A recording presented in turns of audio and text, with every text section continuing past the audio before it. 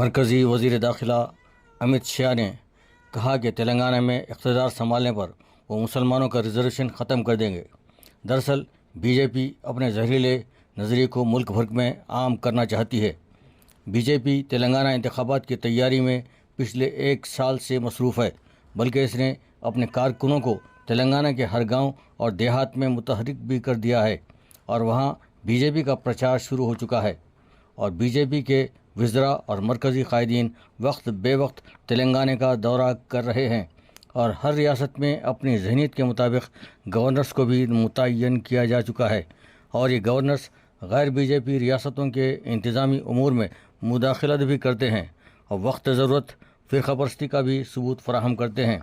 اب تلنگانہ بلدیہ میں معاون کارپوریٹر کوآپشن ممبر کو ختم کرنے کی بات کی جا رہی ہے، کیونکہ یہاں بلدیہ حیدرآباد میں مسلم کارپوریٹرز کی تعداد دوسرے نمبر پر موجود ہے، اور ہر کارپوریٹر کے ساتھ ایک معاون کارپوریٹر بھی موجود ہے، لہٰذا اس کو ختم کرنے کے لیے گورنر کی جانب سے بیانات آ رہے ہیں۔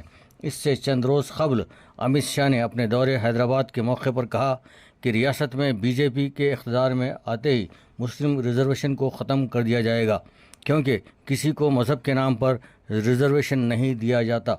سوال یہ ہے کہ سی ایس ٹی کو جب مذہب کی بنیاد پر پارٹی میں شامل رکھا گیا ہے تو انہیں ریزرویشن پسماندہ کے نام پر کیوں دیا جا رہا ہے؟ یہ منافقت اور روز اول ہی سے چلی آ رہی ہے۔ ووٹ مذہب کی بنیاد پر، فوائد پست اقوام و قبائل وغیرہ کی بنیاد پر فراہم کیے جا رہے ہیں، اور ان کا اصل نشانہ مسلمان ہی ہوتے ہیں۔ یہی وجہ ہے کہ امت شاہ نے این آر سی اور این پی آر کا نظریہ پیش کیا تھا، اس وقت جب مسلمانوں نے احتجاج کیا۔ ان کے قائدین آج تک گرفتار ہیں، جبکہ گجرات فسادات کے ملزمین کو باعزت بری کر دیا گیا ہے۔ بی جے پی کے نظریہ سازوں نے مہاراشٹرا اور کرناٹک سے مسلم ریزرویشن کو ختم کر دیا ہے۔ واضح رہے کہ کرناٹک میں ریزرویشن دیوے گوڑا کی جنتا دل حکومت نے دیا تھا۔ کرناٹک میں عدالت نے بی جے پی حکومت کے احکامات کو تاحکم ثانی معطل کر دیا ہے۔